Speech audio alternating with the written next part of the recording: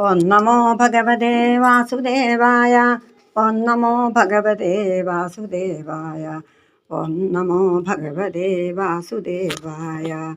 ഗുരുർബ്രഹ്മ ഗുരുർവിഷ്ണുർ ഗുരുർദേവോ മഹേശ്വര.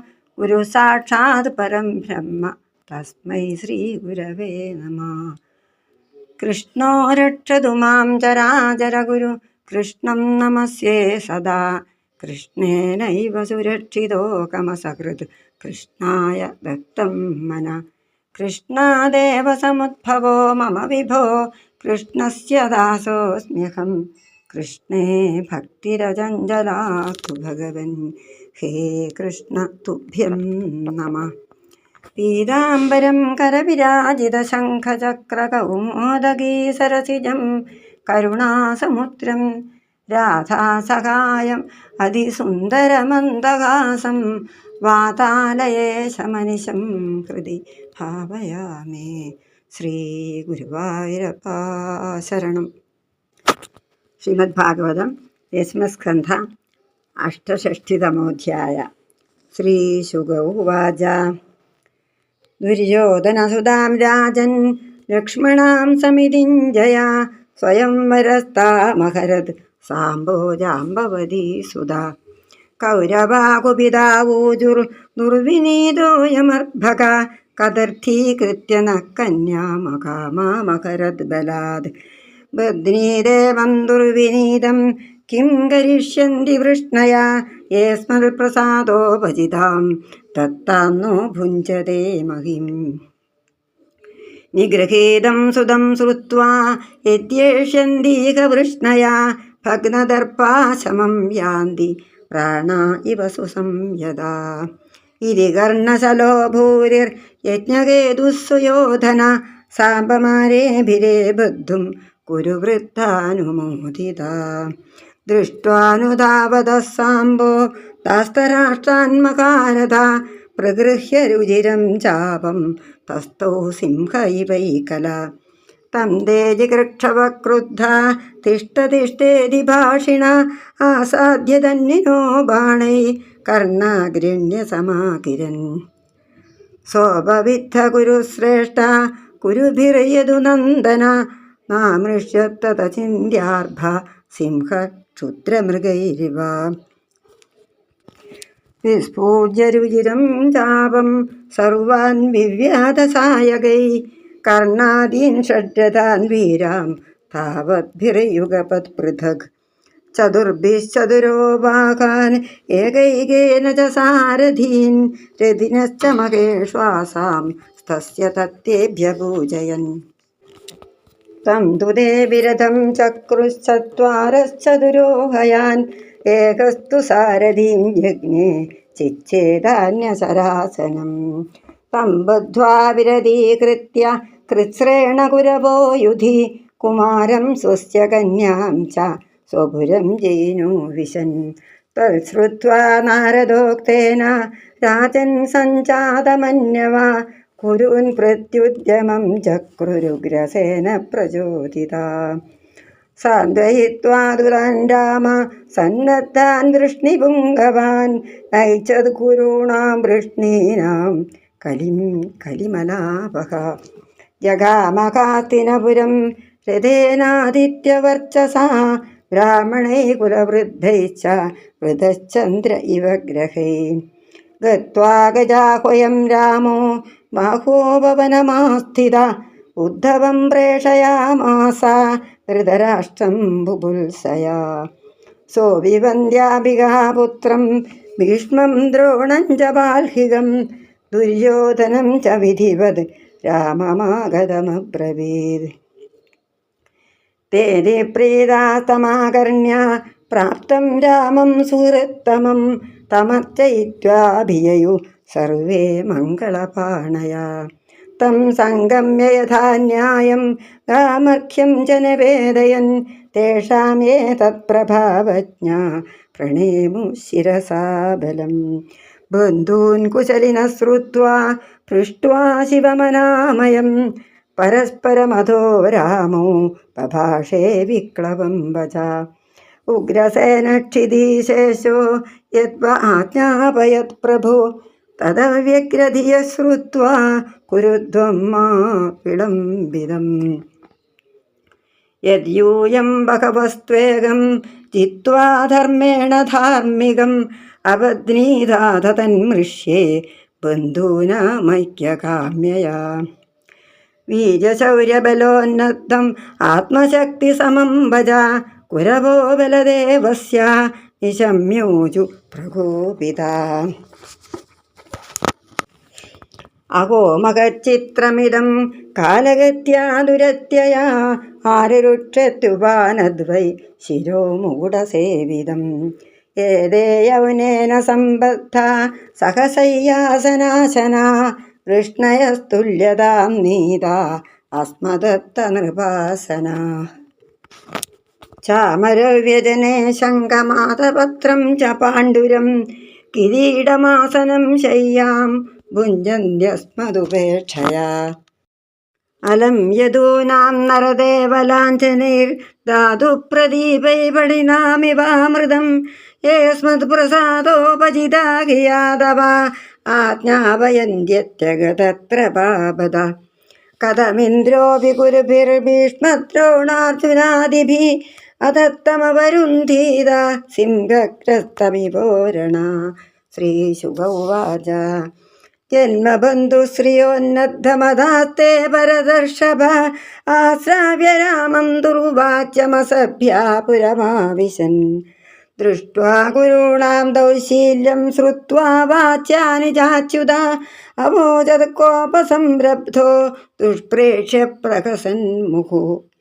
നൂനം നാനാമതോന്നദ്ധ ശാന്തിം നേച്ഛന്ത്യസാധവ തേഷാം ഹി പ്രശമോദണ്ഡ പശൂനാം ലഘുഢോ യഥാ. അഹോ യദൂൻ സുസംരബ്ധാൻ കൃഷ്ണം ജകുപിതം ശനൈ സാന്ത്വയിത്വാഗമേ തേഷാം ശമമിച്ഛന്നിഹാഗത.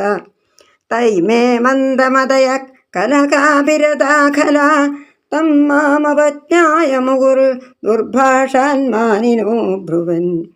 നോഗ്രസേന കില വിഭുർ ഭോജവൃഷ്ണ്യന്ധകേശ്വര സക്രാദയോ ലോകപാല യസ്യാദേശാനുവർത്തിന. സുധർമാക്രമ്യരേയേന പാരിജാതോ മരാംഘ്രിപ ആനീയ ഭുഞ്ജതേ സോസൗ ന കിലാധ്യാസനാർഹണ. യസ്യ പാദയുഗം സാക്ഷാത് ശ്രീരൂപാസ്തേ അഖിലേശ്വരി സനാർഹതി കില ശ്രീശോ നരദേവ പരിച്ഛദാൻ. യസ്യാംഘ്രിപങ്കജരജോഖില ലോകപാലൈർമൗല്യുത്തമൈർധൃതമുപാസിത തീർത്ഥതീർത്ഥം ബ്രഹ്മാഭവോഹമപി യസ്യ കലാ കലായാ ശ്രീശോദ്വഹേമ ചിരമസ്യ നിർവാസനം ക്വ. ഭുഞ്ജതേ കുരുഭിർദത്തം ഭൂഖണ്ഡം വൃഷ്ണയ കില ഉപാനഃ കില വയം സ്വയം ദുഃഖുരവശ്ശിരാ. അഹോ ഐശ്വര്യമത്താനാം മത്താനാമിവ മാനിനാം അസംബദ്ധാ ഗിരോ രൂക്ഷ സഹേതാനുശാസിത. അദ്യ നിഷ്കൗരവീം പൃഥ്വീം കരീഷ്യാമീത്യമർഷിത ഗൃഹീത്വാ ഫലമുത്തസ്ഥൗ ദഹന്നിവ ജഗത്രയം. ലാംഗലാഗ്രേണ നഗരമുദ്വിധാര്യ ഗജാഹ്വയം വിജകർഷ സഗംഗായാം പ്രകരിഷ്യന്നമർഷിത. ജലയാനമിവാഘൂർണം ഗംഗായാം നഗരം പതത് ആകൃഷ്യമാണമാലോക്യ കൗരവാജാത സംഭ്രമ. തമേവ ശരണം ജഗ്മു സകുടുംബാജിജീവിഷവ സലക്ഷ്മണം പുരസ്കൃത്യ സാംബം പ്രാഞ്ജലയ പ്രഭും.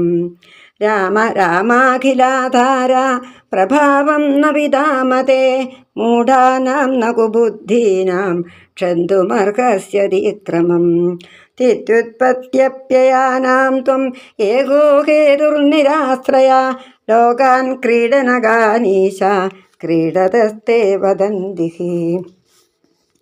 ത്വമേവ മൂർധ്നീതമനന്തലീലയാ ഭൂമണ്ഡലം ബിഭർഷി സഹസ്രമൂർധൻ അന്തേ ജയ സ്വാത്മനിരുദ്ധ വിശ്വ ശേഷേ ദ്വിതീയ പരിശിഷ്യമാണ.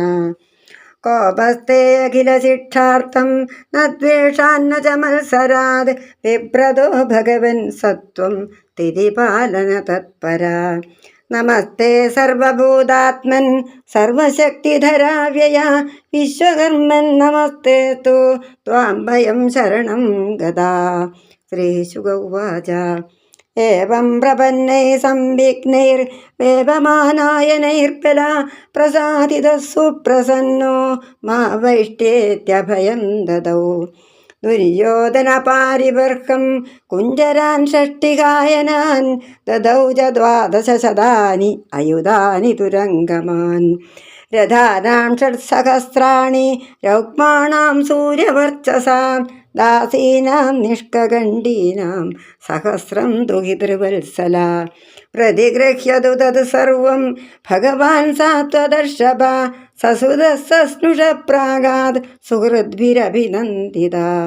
തതഃ പ്രവിഷ്ടസ്വപുരം കലായുധ സമേത്യ ബന്ധൂനനുരക്തചേതസ ശശംസ സർവം യദുപുങ്കവാനാം മധ്യേ സഭായാം കുരുഷു സ്വചേഷ്ടിതം. അധ്യാപിജപുരം ഹ്യേതത് സൂചയത് രാമവിക്രമം സമുന്നതം ദക്ഷിണതോ ഗംഗായാമനുദൃശ്യത്തെ. ശ്രീമദ്ഭാഗവതേ മഹാപുരാണേ പാരംസ്യാം സംഹിതായാം 10സ്കന്ധേ ഉത്തരാർദ്ധേ ഹാസ്തിനപുരകർഷണരൂപസംകർഷണവിജയോ നാമാഷ്ടഷഷ്ടിതമോധ്യായഃ.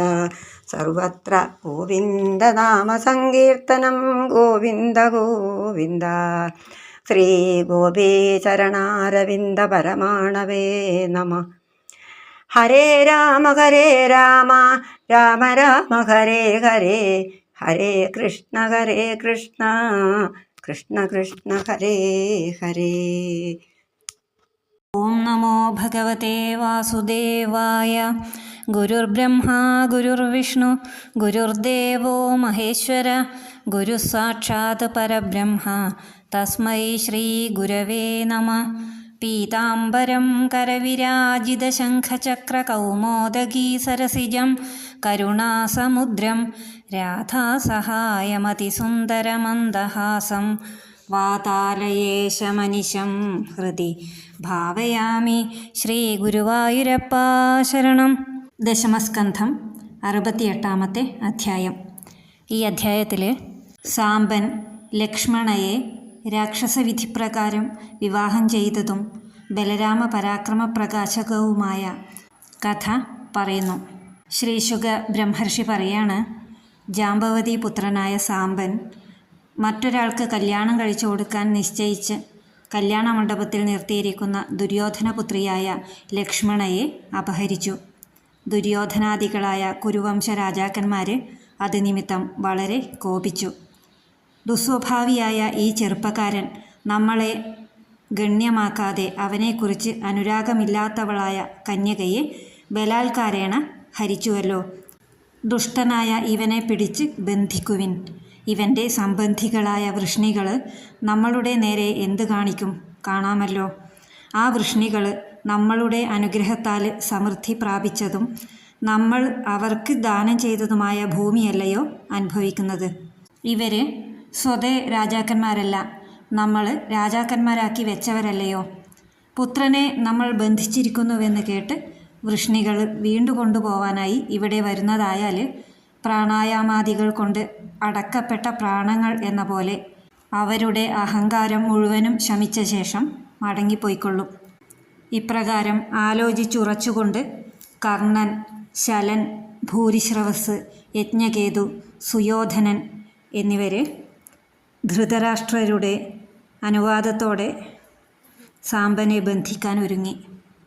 ധാർത്തരാഷ്ട്രന്മാർ പിന്നാലെ പാഞ്ഞു വരുന്നത് കണ്ട് മഹാരഥനായ സാമ്പൻ ചാപവുമെടുത്ത് ഏകനായി സിംഹത്തെപ്പോലെ നിലയുറപ്പിച്ചു. കർണനാൽ നയിക്കപ്പെടുന്ന അവരെ സാമ്പനെ പിടിക്കാൻ ആഗ്രഹിച്ച് കോപത്തോടെ എടാ നിൽക്ക് എന്നിങ്ങനെ വിളിച്ചു പറഞ്ഞും കൊണ്ട് ഏകകാലത്തിൽ അമ്പുകളയച്ചു. അചിന്ത്യപ്രഭാവനായ ശ്രീകൃഷ്ണൻ്റെ പുത്രൻ കുരുക്കളുടെ ഈ പ്രയോഗം ക്ഷുദ്രമൃഗങ്ങളുടെ ശല്യം സിംഹമെന്ന പോലെ സഹിച്ചില്ല. സാമ്പൻ ഞാണൊലിയും കേൾപ്പിച്ചുകൊണ്ട് ഏകകാലത്തിൽ വൈരികളെ 6 പേരെയും തേരുകളെയും വെവ്വേറെ അമ്പുകളയച്ച് മുറിവേൽപ്പിച്ചു. 4 അമ്പ് 4 കുതിരകൾക്കും ഓരോന്ന് തേരാളിക്കും വില്ലാളിക്കും വീതം പ്രയോഗിച്ചു. വൈരികളത് അനുമോദിച്ചു. അവരിൽ 4 പേര് കുതിരകളെ എയ്തു, ഒരാൾ തേരാളിയെ എയ്തു. 6-മൻ സാമ്പൻ്റെ വില്ല് മുറിച്ചു. കുരുക്കൾ കഷ്ടപ്പെട്ട് അവൻ്റെ തേര് തകർത്ത് അവനെ ബന്ധിച്ച് കന്യകയെയും കൂട്ടി ജയഘോഷത്തോടെ പുരത്തിൽ പ്രവേശിച്ചു. നാരദൻ മുഖേന ഈ വിവരം അറിഞ്ഞ യാദവന്മാർ ഉഗ്രസേനൻ്റെ ആജ്ഞയനുസരിച്ച് കുരുക്കളുടെ നേരെ പോരിന് പോകാനൊരുങ്ങി. യുദ്ധസന്നദ്ധരായ വൃഷ്ണിവീരന്മാരെ കുരുക്കളുമായി യുദ്ധം കൂടാതെ കഴിക്കാനായി ബലരാമൻ സാന്ത്വനപ്പെടുത്തി. അനന്തരം ബ്രാഹ്മണരാലും കുലവൃദ്ധന്മാരാലും പരിവൃതനായി രാമൻ സൂര്യസങ്കാശമായ രഥത്തിലേറി ഹസ്തിനാപുരത്തിലേക്ക് പുറപ്പെട്ടു. അവിടെ ബാഹ്യോപവനത്തിലെത്തി വസിച്ചുകൊണ്ട് വിവരങ്ങൾ അന്വേഷിക്കാൻ ഉദ്ധവനെ ധൃതരാഷ്ട്ര സമീപം അയച്ചു. ഉദ്ധവൻ ധൃതരാഷ്ട്ര മഹാരാജാവിനെയും ഭീഷ്മര്, ദ്രോണര്, ബാഹ്ലികൻ, ദുര്യോധനൻ എന്നിവരെയും സന്ദർശിച്ച് യഥാവിധി വന്ദിച്ച് ബലരാമൻ സമാഗതനായിരിക്കുന്ന വാർത്ത ഉണർത്തി. ഉത്തമ സുഹൃത്തായ രാമൻ വന്നിരിക്കുന്നു എന്ന് കേട്ട് അവർ ഉദ്ധവനെ സൽക്കരിച്ച് ഉപഹാരങ്ങളുമെടുത്ത് രാമൻ്റെ അടുത്തേക്ക് പോയി. അവർ ചെന്ന് യഥാന്യായം ഗോവിനെയും അർഘ്യത്തെയും അർപ്പിച്ചു. അവരിൽ രാമമഹിമ അറിവുള്ളവർ അദ്ദേഹത്തെ സാഷ്ടാംഗം നമസ്കരിച്ചു. ബന്ധുക്കളുടെ കുശലം ശ്രവിച്ച രാമൻ പരസ്പരം കുശലപ്രശ്നം നടത്തിയ ശേഷം സധൈര്യം ഇപ്രകാരം പറഞ്ഞു: രാജാധിരാജനായ ഉഗ്രസേന മഹാരാജാവ് ആജ്ഞാപിച്ചയച്ചിരിക്കുന്നത് കേൾക്കുവിൻ. അത് സശ്രദ്ധം കേട്ട ശേഷം പെട്ടെന്ന് തന്നെ വേണ്ടത് ചെയ്തുകൊള്ളുവിൻ. നിങ്ങൾ പലര് ചേർന്ന് അധർമ്മമായി ധർമ്മിഷ്ഠനായ ഒരുവനെ തോൽപ്പിച്ച് പിടിച്ചു കെട്ടി. ബന്ധുക്കളുമായുള്ള ഐക്യം കാക്ഷിച്ച് ഞാനത് ക്ഷമിക്കുന്നു. ബലരാമൻ്റെ വീര്യശൗര്യ ബലോപേതമായ വാക്ക് കേട്ട് കുരുക്കൾ കോപിച്ചിങ്ങനെ പറഞ്ഞു: അഹോ, ഇത് അത്യാശ്ചര്യം! കാലഗതി ആർക്കും തടുക്കാവുന്നതല്ല. കിരീടാലങ്കൃതമായ ശിരസിൽ ചെരുപ്പിന് കയറിയിരിക്കാൻ ആഗ്രഹം. വിവാഹം കൊണ്ട് ബന്ധുക്കളാക്കി ഈ വൃഷ്ണികൾക്ക് ഒപ്പം ഇരിക്കാനും കിടക്കാനും ഉണ്ണാനും ഞങ്ങൾ അവകാശം നൽകി.